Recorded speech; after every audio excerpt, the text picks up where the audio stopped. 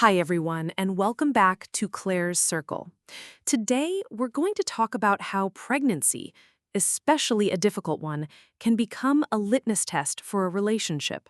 It reveals hidden expectations, fears, and ideas about family roles that you may have never known existed. This story comes from a subscriber named Amanda.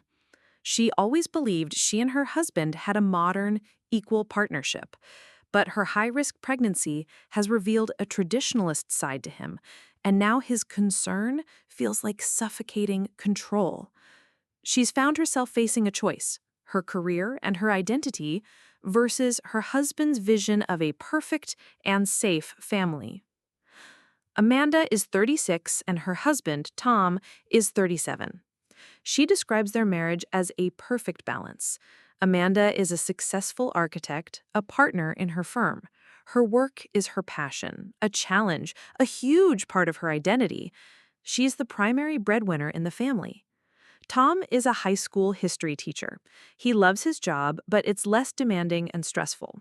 His stable schedule allowed him to take on the majority of the household duties, and this system worked perfectly for them. They were a team where each contributed to the common good.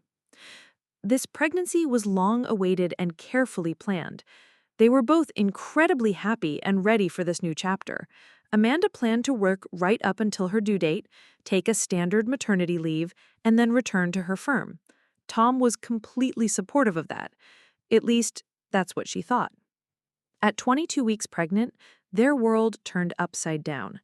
After a routine checkup, the doctor gravely informed Amanda that she had been diagnosed with a complication, placenta previa, with a high risk of hemorrhage. The verdict was strict and non-negotiable: immediate and strict bed rest for the remainder of the pregnancy. No work at the office, no travel, minimal movement. It was a shock. Her entire carefully constructed life collapsed in an instant. But in the first days after the diagnosis, Tom was her rock. He was terrified for her and the baby, but he surrounded her with absolute care.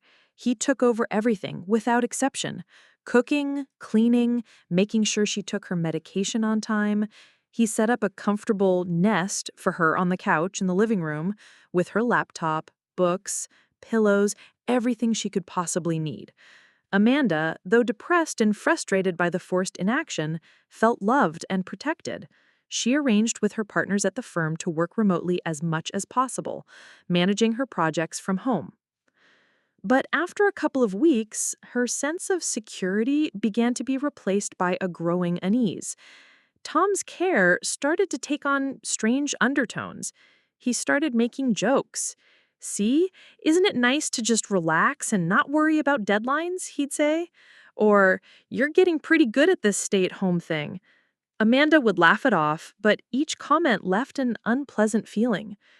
The first serious conversation happened one evening.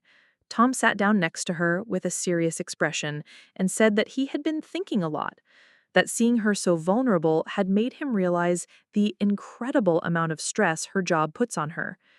He suggested that maybe after the baby was born, she shouldn't go back to work. At least not right away. Maybe she should take a full year or two off to completely recover and be with the baby. Amanda was stunned.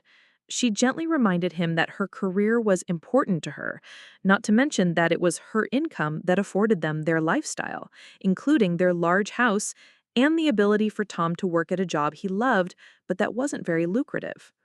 He replied, "We can downsize, move to a smaller house. I can pick up extra coaching hours at school.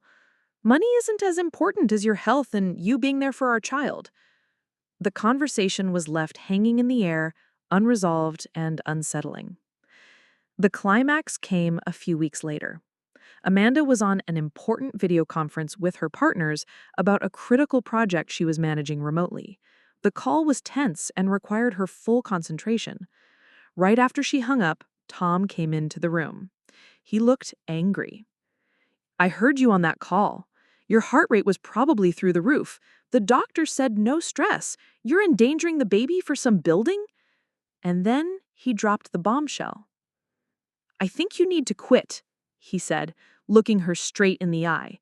"Not just take a break, Amanda. Resign. For good. It's the only way to make you slow down. It's what's best for our family."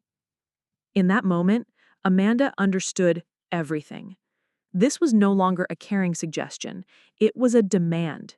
She saw clearly that he wasn't just concerned for her health, he was using her vulnerable position, her high-risk pregnancy, as leverage to reshape their life into a model she had never agreed to. He wanted to be the primary breadwinner, and he saw her in the role of a stay-at-home mom, a role that for her was equivalent to losing herself. She accused him of being manipulative and disrespectful of her identity. She told him he was trying to control her, disguised as concern. But he stood his ground. He said she was the selfish one, that her ambition was blinding her to the real risks. He uttered a phrase that still rings in her ears. A real partner would put their family's well-being before their own ego and career. He framed his demand as the ultimate act of love and protection, and her refusal as the selfishness and irresponsibility of a bad mother. She told him that quitting her job was not an option, and that he had broken her trust by trying to manipulate her in her most vulnerable state. He replied that he would not support her reckless decision to return to work after the baby was born. Now they live in the same house, but on different planets. There is an icy wall of silence between them, and inside her is a baby whose health they both fear for, but see the path to that health in completely different ways. She ended her letter with a question that I want to ask you today. She asks, "Am I the asshole for refusing to even consider quitting my job and for seeing my husband's concern as a manipulative attempt to control me? Or am I the selfish one, a bad mother for prioritizing my career when my health and pregnancy are at risk, and my husband is just trying to protect us?"